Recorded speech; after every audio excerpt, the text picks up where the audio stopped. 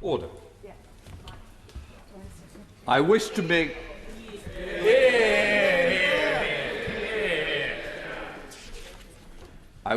a statement about this House's scrutiny of delegated powers during the pandemic and on the selection of amendments to the motion relating to the Coronavirus Act later today. The way in which the Government has exercised its powers to make secondary legislation during this crisis has been totally unsatisfactory. All too often, important statutory instruments have been published a matter of hours before they come into force, and some explanations why important measures have come into effect before they can be laid before this House has been unconvincing and shows a total disregard for the House. The Government must make greater efforts to prepare measures more quickly so that this House can debate and decide upon the most significant measures at the earliest possible point. The use of made affirmative statutory instruments under the urgency procedure gives rise to particular concern. I will give very sympathetic considerations to applications for urgent questions or emergency debates in such cases requiring ministers to come to the dispatch box to justify the use of such powers.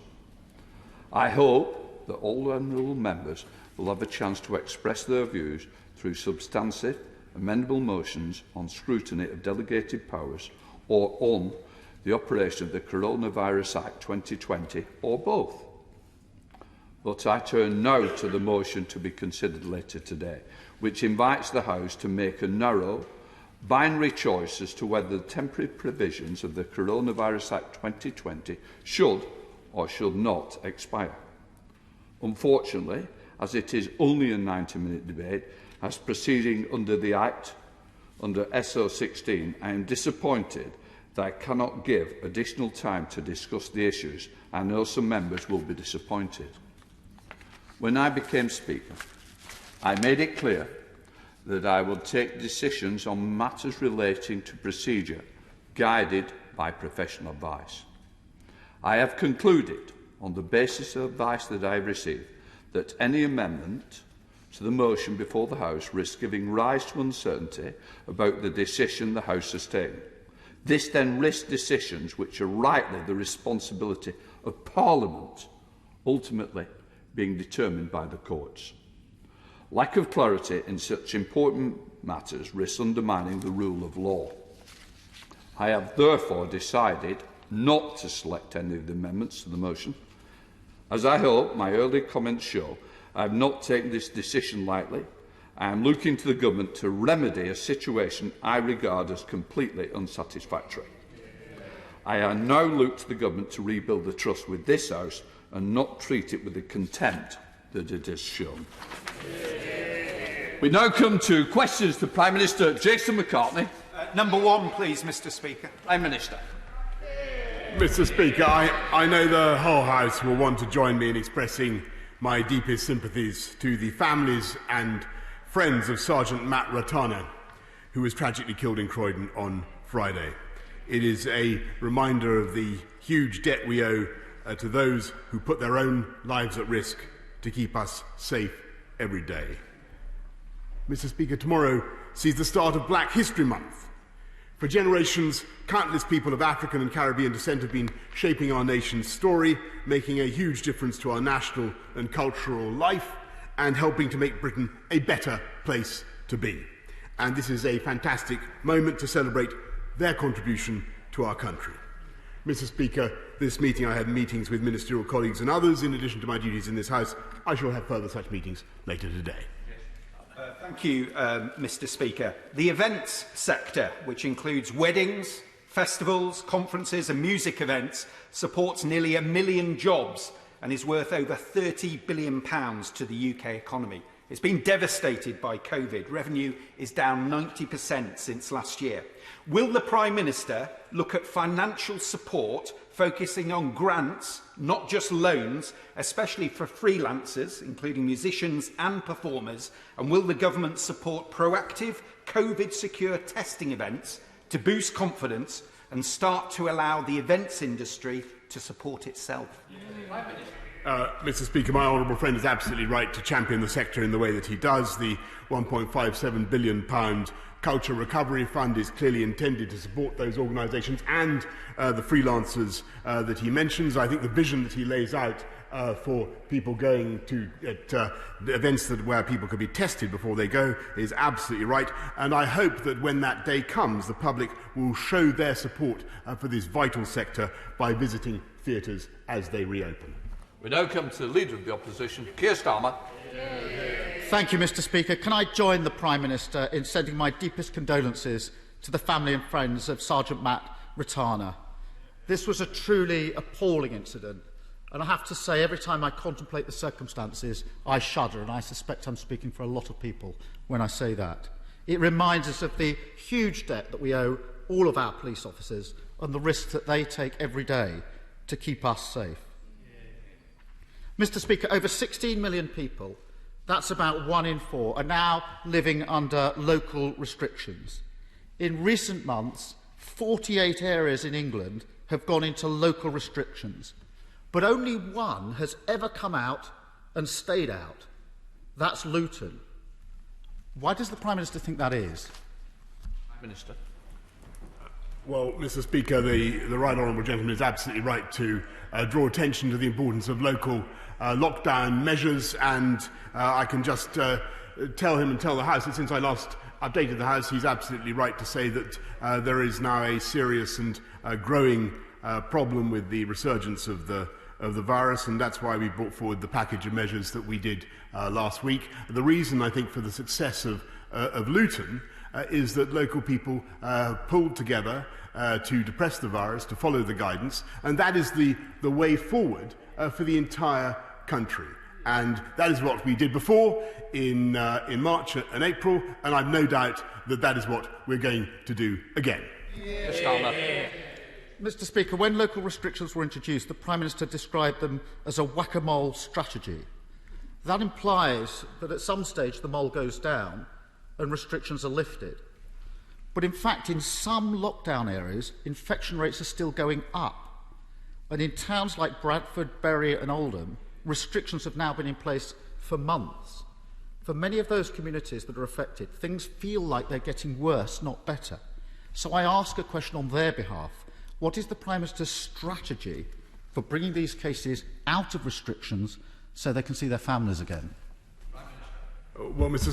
Speaker, nobody wants to impose restrictions of this kind, whether in Bradford or anywhere else in the country. And we work very closely with local authorities to ensure that we have the right mix of the approach that we adopt. But frankly, when you have the virus going up in the way that it is now in some parts of the country, you have to take strong local action. I think one important difference between the way the virus is behaving this time and in the spring is it does appear at the moment as though the illness is more localised. That's why you need direct local action of the kind that we're taking, in addition to the strong national measures that we announced last week and which he supported, and whose effect we hope to see in the coming days and weeks.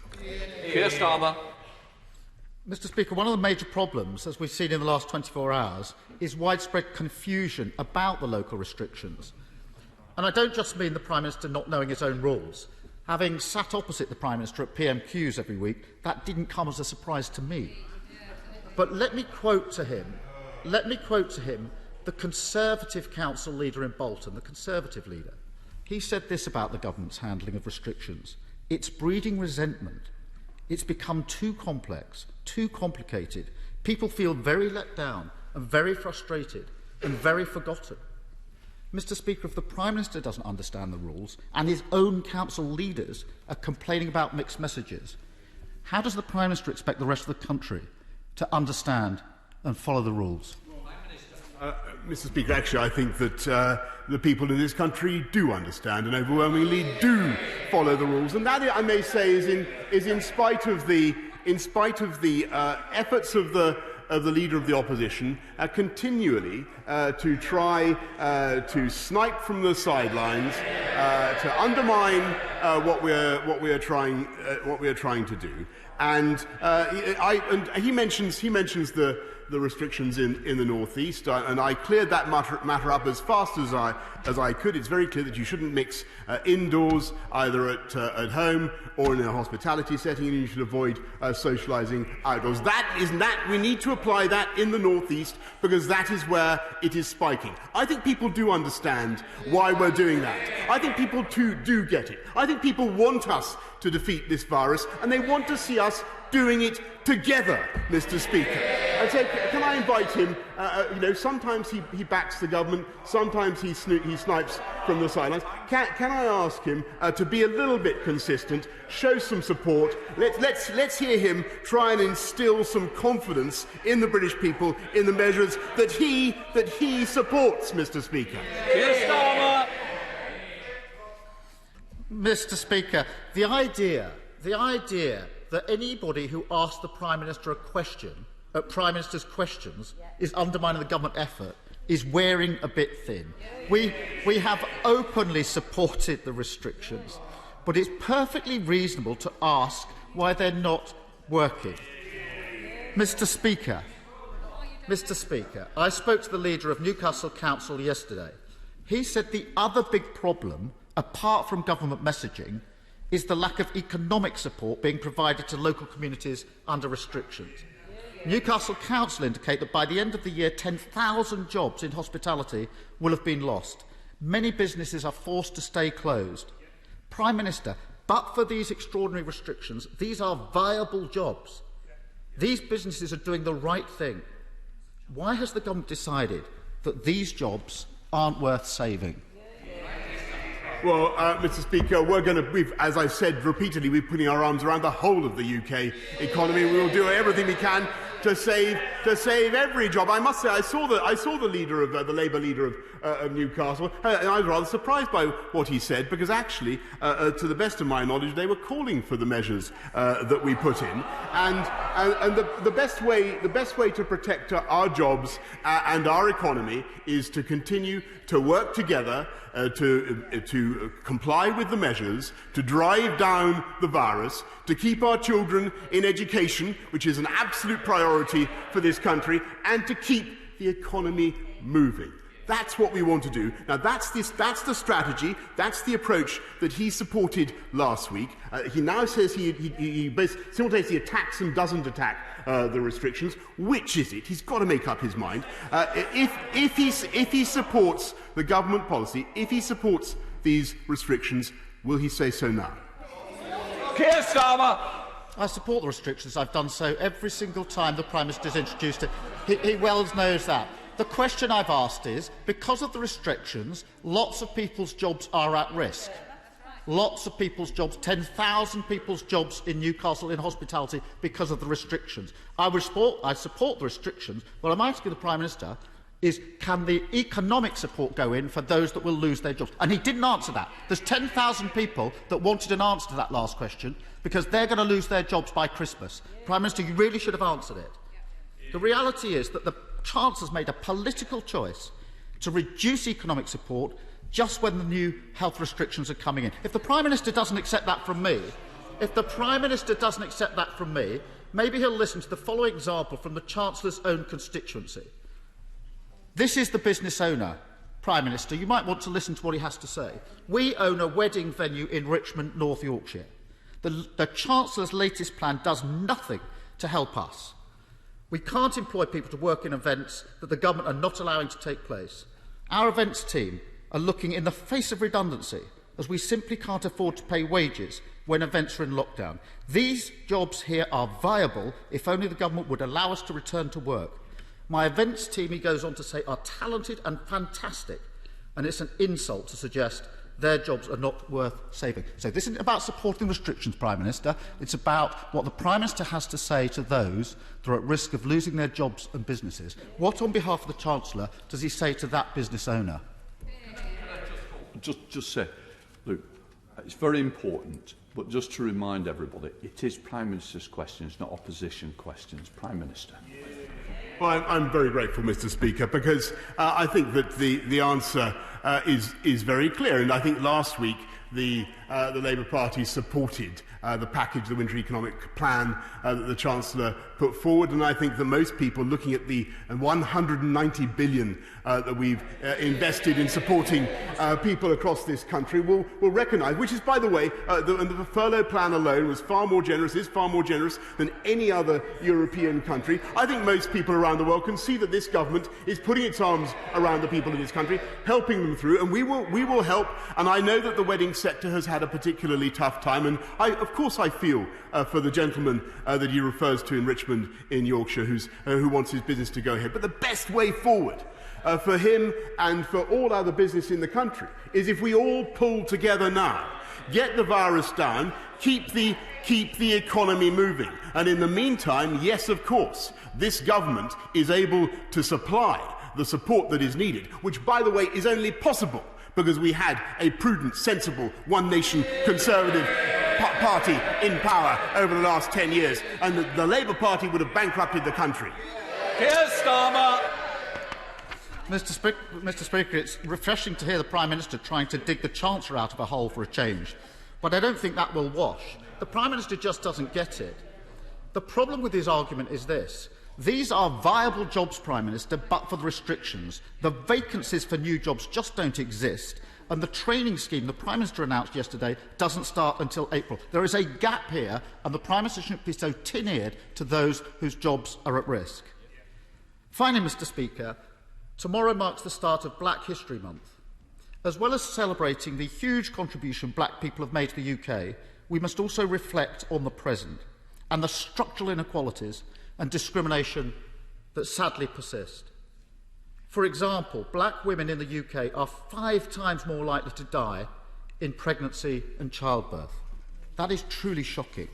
Will the Prime Minister commit to addressing this and launch an urgent investigation into the issue?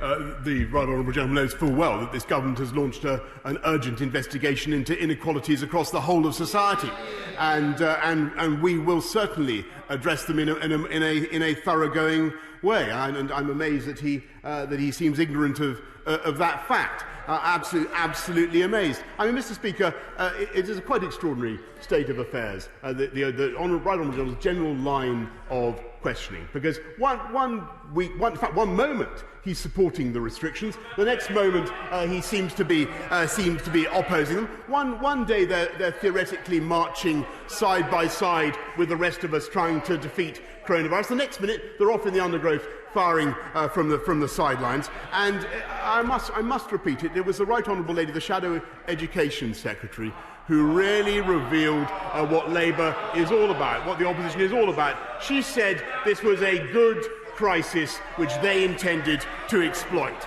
We see this as a moment for the nation to come together, and that's what we're doing. And we are taking the tough decisions that will get this country forward. Take this country forward. Not just the lifetime skills guarantee, which he was kind enough to mention, but also the huge investments we're making in the NHS, in our policing, in affordable housing. This is the government, this is the party that is taking the tough decisions to take this country forward, while I'm afraid, Mr. Speaker, once again, all they want to do is snipe from the sidelines. David Mundell.